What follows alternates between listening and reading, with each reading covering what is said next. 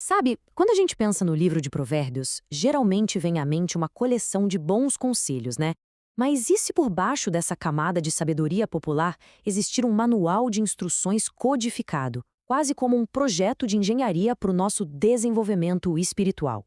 Nessa análise, a gente vai fazer exatamente isso: decodificar Provérbios capítulo 1 com um olhar maçônico e cabalístico. E olha que interessante, o próprio texto já começa sem rodeios, declarando seu propósito. Ele se apresenta como um guia prático para a vida, para se ter sabedoria, disciplina, entendimento. É um manual, preto no branco. É aqui que a coisa começa a ficar mais profunda. Para tradições iniciáticas como a maçonaria e a cabala, esse capítulo é muito mais do que só um apanhado de conselhos. Ele é visto como um verdadeiro mapa para a construção do ser interior. Então, para a gente não se perder, esse aqui é o nosso roteiro de hoje. Nós vamos passar por cada um desses pontos, decodificando esse manual peça por peça, para entender como tudo se encaixa nesse grande projeto. Vamos começar estabelecendo a base. A ideia é que este texto não é para ser lido de forma passiva, sabe? Ele é um guia prático feito para quem está num caminho de autoaperfeiçoamento, quase como um iniciado mesmo.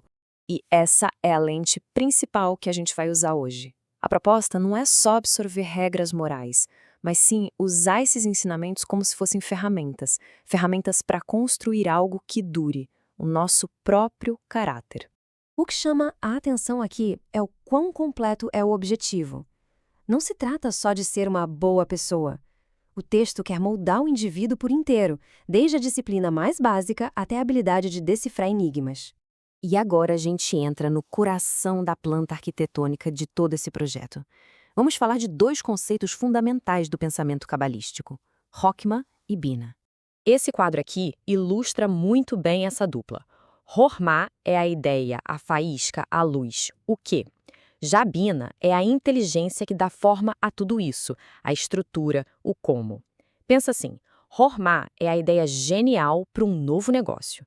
E Bina é o plano de negócios detalhado que faz aquilo sair do papel. Um não existe de verdade sem o outro. Rokhma, então, é aquele insight primordial. É a sabedoria em seu estado mais puro, mais abstrato. Na simbologia maçônica, essa é a tal luz que o aprendiz busca quando entra no templo. É o conhecimento bruto antes de ser trabalhado. E aí vem Binah, que é o passo seguinte, e é absolutamente crucial. É a capacidade de pegar aquela luz de Rokhma e transformar em algo concreto, em um plano de ação, numa estrutura que a gente possa entender. É basicamente a sabedoria na prática. Então, o ponto central é esse. O mestre construtor, que é o ideal maçônico, é aquele que consegue dominar essas duas forças. Ele não só tem a inspiração, a planta, ele também tem o método, a inteligência para executar a construção do seu próprio templo interior. Agora, vamos para a fundação de todo esse edifício. Existe um versículo específico em Provérbios 1 que é considerado a pedra fundamental, a base onde toda a sabedoria desse sistema é construída. É esse aqui. Numa primeira leitura, parece simples, mas a palavra temor, essa palavra tem um significado esotérico muito particular que muda tudo. Ou seja, não estamos falando de medo, de pavor. Esse temor, na verdade, é um estado de assombro, de reverência. É o reconhecimento humilde de que existe uma ordem no universo, uma arquitetura cósmica que vai muito além do nosso pequeno ego. E essa fonte maior, na Cabala, tem um nome: Keter, a coroa, a origem de tudo. Então, reconhecer e reverenciar essa origem é o verdadeiro ponto de partida. Sem essa fundação de respeito pela ordem cósmica, nenhum conhecimento de verdade pode ser construído em si. Uma vez que a fundação está no lugar, aparece a primeira grande escolha.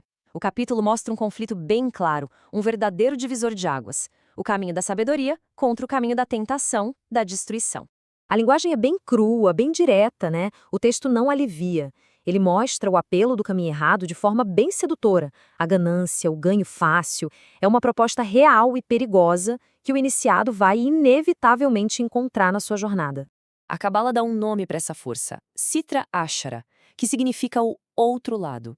Não é o mal com chifres e rabo, mas sim a força cósmica do desequilíbrio, do egoísmo, do caos que nos afasta da harmonia do universo.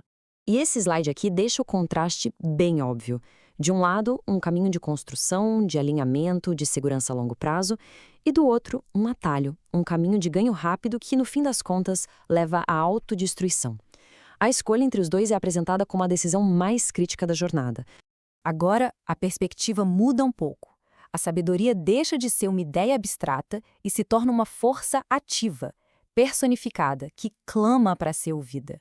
Isso é fundamental. A sabedoria não está lá escondida num lugar difícil esperando ser encontrada. Nessa visão, ela está ativamente procurando a gente, gritando nas praças públicas, disponível para todo mundo que quiser ouvir.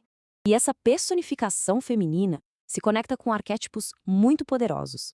Na Cabala, ela é a Shekinah, a presença divina que habita no mundo. Em alguns ritos maçônicos, ela ecoa a figura de Ísis, a deusa cujo véu precisa ser levantado para se chegar na sabedoria. E aqui a gente ouve a voz dela, direto do texto. É uma voz urgente, apaixonada, quase impaciente. É um apelo para que a humanidade pare de ser tola e se volte para o caminho da construção, do entendimento. E com isso a gente chega na conclusão, juntando todas as peças desse quebra-cabeça esotérico. O que a gente tem no final é um plano mestre bem coeso, um verdadeiro projeto de engenharia para o construtor espiritual dos dias de hoje. Então, resumindo, esse manual de engenharia espiritual tem 4 passos claros. Primeiro, a fundação, que é essa atitude de reverência. Segundo, entender o projeto e o método.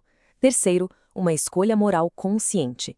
E, por fim, a escuta atenta da voz da sabedoria. No final das contas, toda essa lição abstrata se torna um desafio bem pessoal. O texto nos dá a planta, as ferramentas, os avisos, mas a construção, a aplicação disso na nossa própria vida, bom, essa é uma escolha individual. A questão que fica não é o que o livro diz, mas o que cada um vai fazer com ele.